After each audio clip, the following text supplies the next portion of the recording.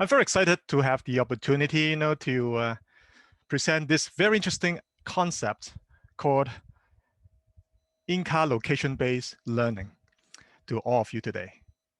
I would like to say thanks, to Professor Paul Lam from CUHK and Kevin, for giving me the opportunity to talk about this very interesting and innovative concept. By the way, I've been using the U-Reply system since 2012, so I've seen how this wonderful tool has been grown since the old days. I'm a professor of marketing at the School of Marketing at Seneca College in Toronto, Canada, and I'm also a co-founder of the Presentria project.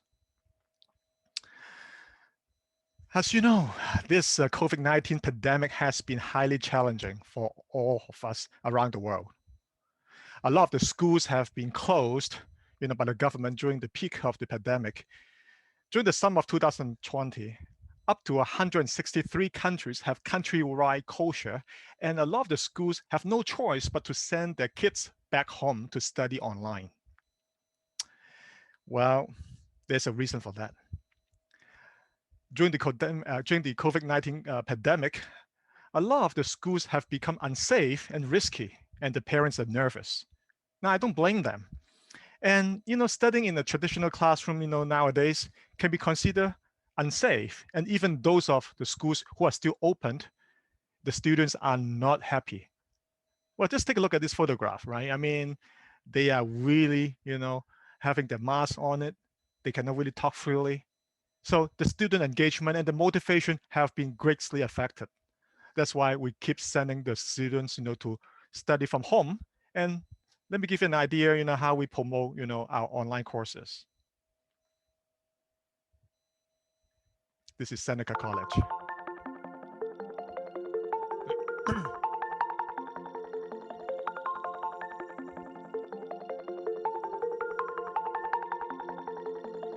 All right, good morning, ladies and gentlemen. Welcome back to MRK 106, your first course in the marketing program. My name is Ken. So today we are going to spend some time to take a look at this topic called ethics and social responsibility.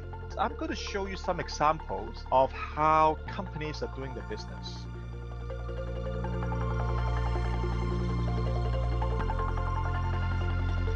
Right, just to recap on our progress report, every week we have got those like online quizzes or assignments. I hope you have enjoyed those. So why don't you open a new tab of your browser, go to presentria.com. Okay. All right, thank you very much. Let's end this webinar. I hope you will find this lecture interesting. All right. It sounds so good, right? Sending kids, to home and study via the webinars. But this is the problem. Did you see the problem there? Is it familiar? Exactly. Nowadays, students are taking more than just, one classes online. Or even my 5-year-old girl is having her ballet classes, Chinese classes, chess classes, you name it, all online. And this is problematic. This is really, challenging for all of us. And let me introduce you to Mary. She's in my 8 a.m. classes. That's how she looks like. All right.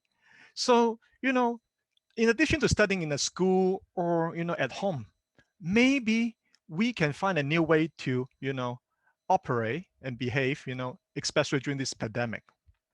Well, let's take a look at what's happening around the world. Do you know that in Japan, you can actually work inside a Ferris wheel in a theme park? If working in a theme park is not too good, how about inside your car? Now, mind you that in North America, we really enjoy working in a car environment. Everybody, a lot of people here drive. So we have got lots of companies doing modification of vehicles and turn it into a mobile office. During this pandemic, we have also witnessed the proliferation of drive-in movie theaters. So, in terms of working and playing, very often people are now getting inside the car to perform those tasks.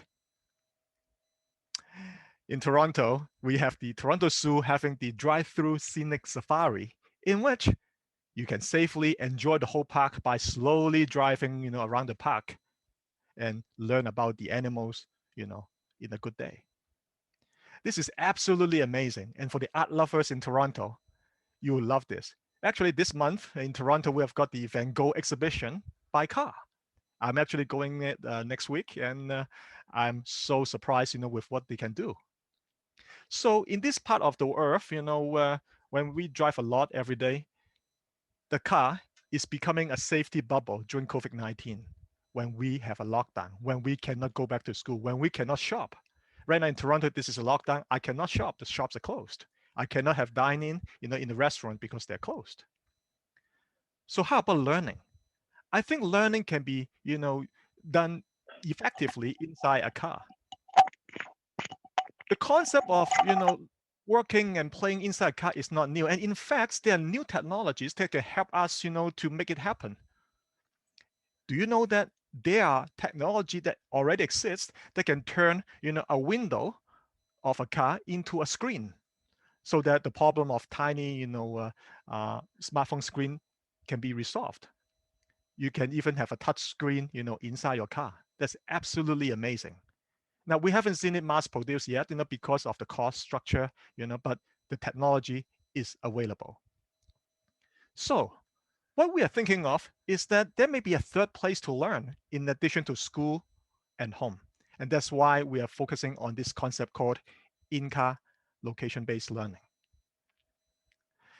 If we take a look at the learning paradigm, of course, a lot of the professors and educators are talking about active learning. And as part of it, we have got this experiential learning so that learning is not just about sitting in a boring lecture for 3 hours. You can do experiential learning inside a classroom, but also outside of a classroom. So in the past decade, many researchers and educators have looked at things like learning outside of the classroom, place-based learning, and also all kinds of mobile-driven technology.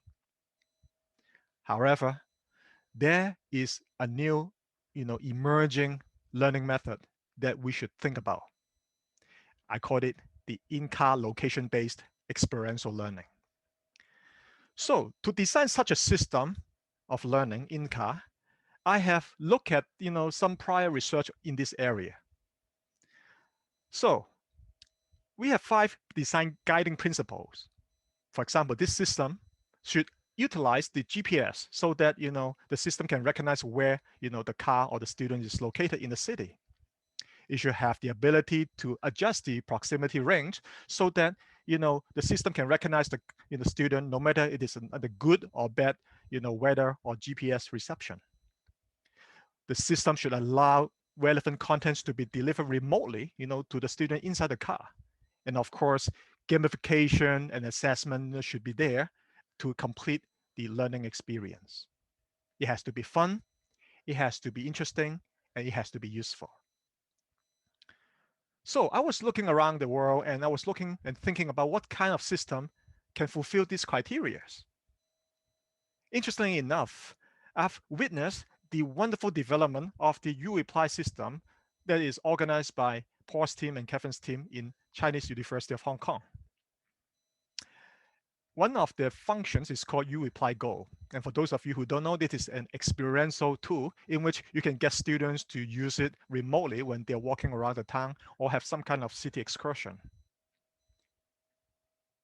By embracing and adopting eLFA2020 Go in this location-based learning inside a car, many possibilities have been created.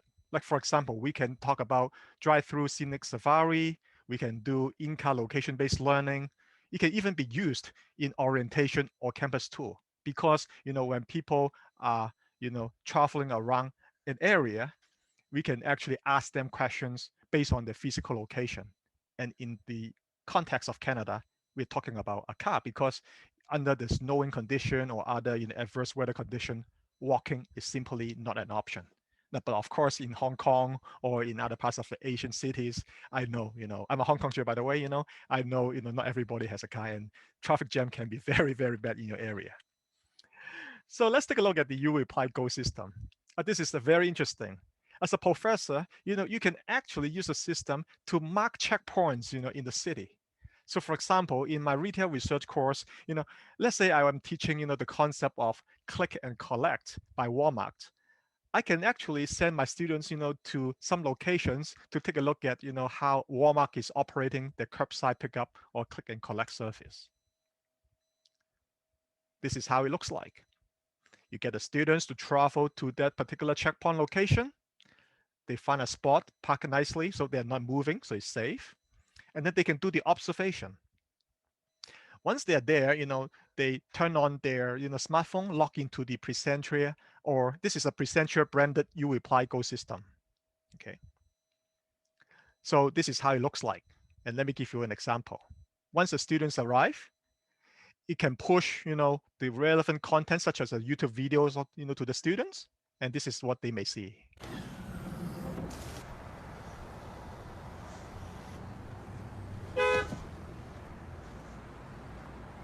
Make life a little easier. Try Walmart.ca's free grocery pickup and get $10 off your first order.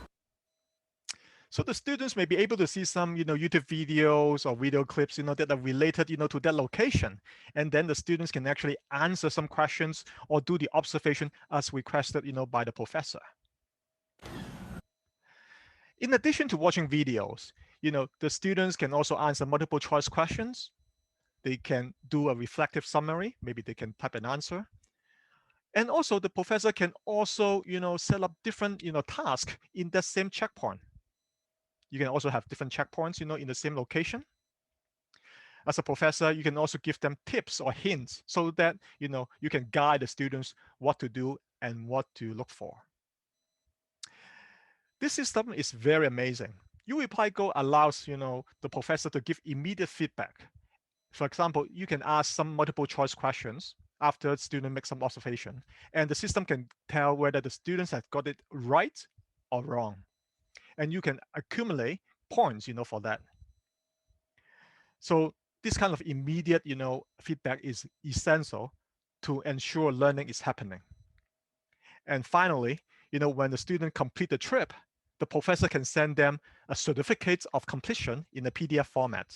So this recognize, their contribution, they recognize, their, efforts to actually travel around the city to participate.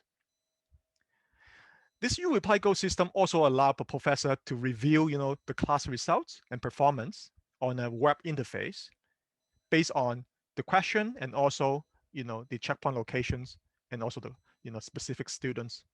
For example, here I can have a good visibility of how my classes are doing when they travel, around the checkpoints. How many marks that they have got, and whether they are enjoying it or not. The beauty about the system is that you can actually collect information using Excel format, and you can do all kinds of data querying afterwards. Now, it sounds interesting, but there are lots of challenges. For example, not everybody owns a car. Are we discriminating people, who have no access to cars? Well, we really have to think about, what we can do. So last month, in November 2020, we conducted research in Canada. It consists of three major research. A survey that covers 74%, of the 74 professors. We also have expert interviews with 11 renowned professors. And we also did a focus group with 5 college professors to explore, the challenges. Most of them believe that, students are suffering from Zoom, like fatigue, and we need to explore new ways for them to learn. And a lot of the, professors believe that learning in a car can be considered safe. Yes, having no access to a car can be challenging. And even if they have access to cars, some of them may not even want to drive because of the bad weather condition, or if they simply don't want to drive into neighborhoods that they are not familiar with. So during all this discussion with the educators, we have come up with some suggestions. Like for example, instead of getting students to drive the cars, perhaps in the future, not now, but in the future, we can utilize the ride sharing service like Uber. Now we have got Uber, Uber Eats. How about Uber Learn?